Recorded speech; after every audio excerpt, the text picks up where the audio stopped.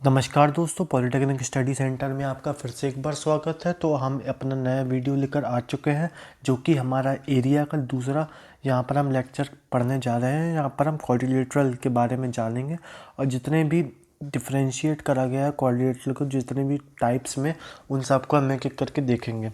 तो अगर आपने इसके पहले के मेरे वीडियोज़ नहीं देखे हैं तो मैं आपसे विनती करूंगा कि आप पहले उनको जाके देख लीजिए, उसके बाद आप इस पर आइएगा तो आपको चीज़ें ज़्यादा अच्छी तरीके से समझ में आएंगी। तो मैं आशा करता हूँ कि आपको ये वीडियो पसंद आएगा। तो चलिए शुरू करते हैं यहाँ से। सबसे पहले जानते हैं क्वाड्रिलेटरल क्या होता है। तो क्वाड्रिलेटरल बेसिकली हमको ये पता है कि एक पॉलीगन सबसे पहले क्या होता है, जब भी कोई थ्री साइड का एक क्लोज्ड एक फिगर होता है उसको हम कहते हैं क्वाड्रिलेटरल। लेकिन अगर मैं बात करूं फोर साइड से बनने वाले कोई भी एक एक ऐसा करके फिगर की, ये हमारा ए हो गया, ये बी हो गया, ये सी हो गया और ये डी हो गया, तो उसको हम क्वाड्रिलेटरल कहते हैं। क्वाड्रिलेटरल अब वो चाहे जितने टाइप्स में आए वो दूसरी बात है, लेकिन उसको इतने को ही हम क्वाड्रिलेटरल कहते हैं यहाँ पर। इसके बाद पेरीमीटर की बात आती है। तो पेरीमीटर क्या होता है, सम ऑफ द साइड्स। ये हमको पता ही है क्योंकि चार साइड है, तो ए बी सी डी यहाँ पर हो गया है हमारे पास। और अगर मैं बात करूँ किसकी, एरिया की, तो एरिया होता है sum of opposite side into depth, यानी कि डिस्टेंस फ्रॉम द क्या हमारा जो डायगोनल है उससे। तो इसके अकॉर्डिंग क्या हो जाएगा, जो डिस्टेंस ऑफ द डायगोनल है फ्रॉम द अपोजिट पॉइंट्स, वो हमारी P1 और P2 हो जाएंगे, और हमारी distance from the diagonal D हो जाएगा। तो ऐसे करके हम इसका आंसर यहाँ से निकाल सकते हैं, एरियाज का निकाल सकते हैं। इसके बाद अगर हम आएँ अपने किस पर, और इसके बाद हम यहाँ पर आएँ, एक मिनट, इसके बाद अगर हम यहाँ पर देखें इसके बारे में, रेक्टेंगल बेसिकली सबसे बेसिक इसकी चीज़ स्टार्ट होती है सबसे पहले। तो रेक्टेंगल होता क्या है, ऐसा एक चीज़ होती है रेक्टेंगल, यानी कि जिसकी अपोजिट साइड इक्वल होती हैं, एजेस 90 डिग्री के होते हैं, और अपोजिट साइड हमेशा इक्वल होती है, यानी कि लेंथ हमेशा इक्वल होगी। L1 इक्वल्स टू L2 और B1 इक्वल्स टू B2, ये हमेशा इक्वल होंगे। इसके बाद और इसका अगर हमको एरिया निकालने हैं तो सबसे simple L into B area, और अगर पेरीमीटर है तो वो जाएगा 2L प्लस बी। ठीक है, अब इसके बाद यहाँ से आते हैं स्क्वायर के बारे में जानते हैं। तो स्क्वायर क्या हुआ, तो स्क्वायर में क्या है, यहाँ पर सारी साइडें बराबर हैं, ये भी ए है, ये ए है, ए और ए, तो ये हमारा हो जाएगा ए स्क्वायर एरिया, और पेरीमीटर हो जाएगा कितना, 4 है। तो ऐसे करके हम इसको दे लेकर चलेंगे। चलिए, और अगर यहाँ पर तुमको देखना है कि ये कैसे आया, तो इसको बताने के लिए यहाँ पर हाफ ए बी ए और जो निकाला है उसका इंटू 4 यहाँ पर करा हुआ है, तो उसके हमारा ये आंसर आया हुआ है। आइए एक बार देख लेते हैं। इसके बाद आती है स्क्वायर, हम लोगों ने पढ़ दिया रोम्बस। तो रोम्बस क्या होता है पहले उसको जान लेते हैं।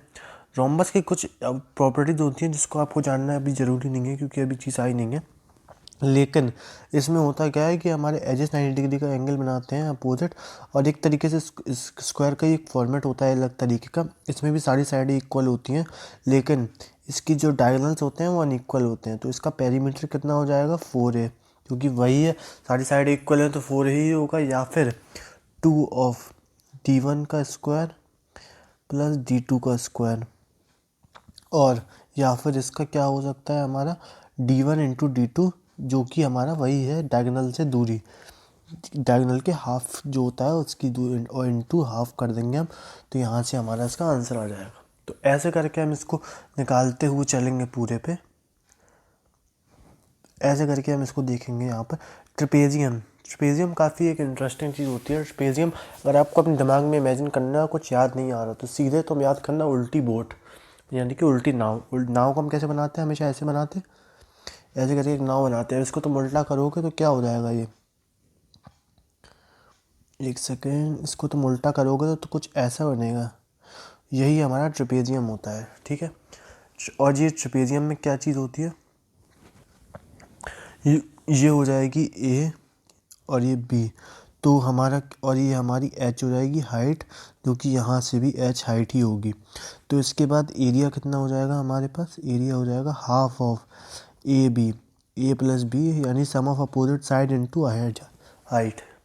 ये हमारा आंसर होता है, ये आप याद रखेंगे। अगर आपको कुछ भी चीज़ें याद नहीं हो रही हैं, सबसे पहले आप यही याद कर लीजिए कि इसका फॉर्मूला क्या कहता है। एरिया होता है, या फिर आप इसको ऐसे भी देख सकते हैं कि अगर ए और ए है तो ये जो हो जाएगा हमारा कितना, ए बी माइनस एच, तो इसको हम करके निकाल सकते हैं। या तो कोई और तरीका, या सबसे आसान तरीका ये होता है half of sum of opposite side, sum of opposite side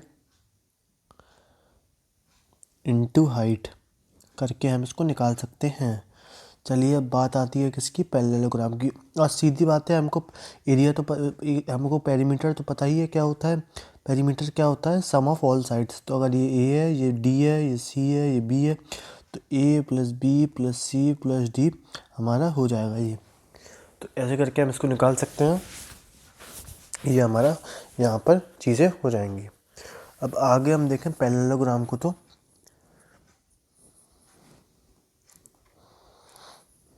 parallelogram क्या होता है हमारे पास, पैरेललोग्राम एक ऐसी चीज़ होती है, एक तरीके से मैं आपको एक आसान भाषा में समझाऊं कि फिर से अगर आप पहली बार पढ़ रहे हैं पैरेललोग्राम को और आप इससे पहले नहीं पढ़ा है और आपको थोड़ा सी समझ में भी नहीं आ रहा है डायग्राम से, तो आप ऐसे इमेजिन करिए कि आपके पास एक रेक्टेंगल है और रेक्टेंगल रखा हुआ है ज़मीन में। तो क्या हो जाएगा, कुछ ऐसा सा हो जाएगा, और हमने यहाँ पकड़ के ऐसे खींच दिया थोड़ा सा, तो ये टेढ़ा हो गया, तो ये कुछ ऐसे फॉर्मेट में आ गया। ठीक है, अब इसमें कुछ चीज़ें याद रखने की ज़रूरी है आपको कि यहाँ पर अपोजिट साइड इक्वल होती हैं,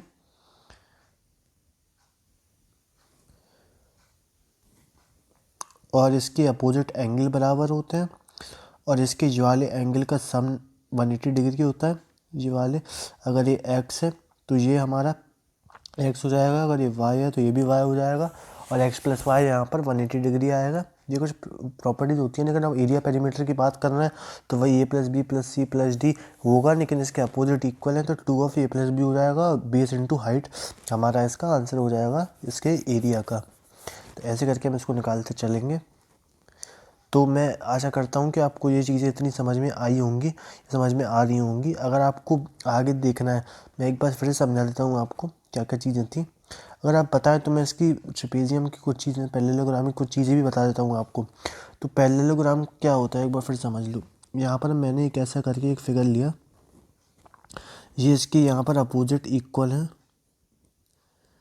ये इसके इक्वल हैं, और क्या क्या चीज़ें हमारे पास हैं इसकी।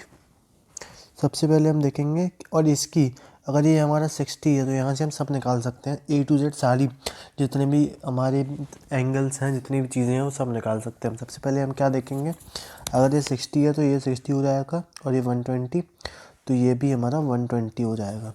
तो इसको ऐसे करके हम निकाल कर चलेंगे। तो ये देखना काफ़ी इंपॉर्टेंट है हमारे लिए।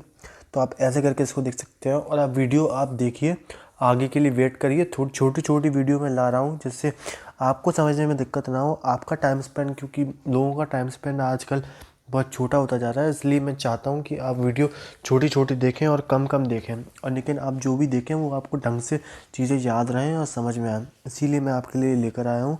तो मैं आशा करता हूँ कि ये वीडियो आपको अच्छा लगा। अगर अच्छा लगा है तो आप इस वीडियो को लाइक करें, शेयर करें, कमेंट करें, और चैनल को सब्सक्राइब ज़रूर करिएगा आप, क्योंकि जो बच्चे देखते हैं उनमें से 30% लोग चैनल को सब्सक्राइब करके नहीं जा रहे हैं। तो मैं उनको 30% जो आप वीडियो को बंद करने वाले हैं यहीं पे, उनको मैं कहना चाहता हूँ कि आप प्लीज़ इस वीडियो को लाइक करें और चैनल को सब्सक्राइब करे बिना मत जाइएगा। धन्यवाद।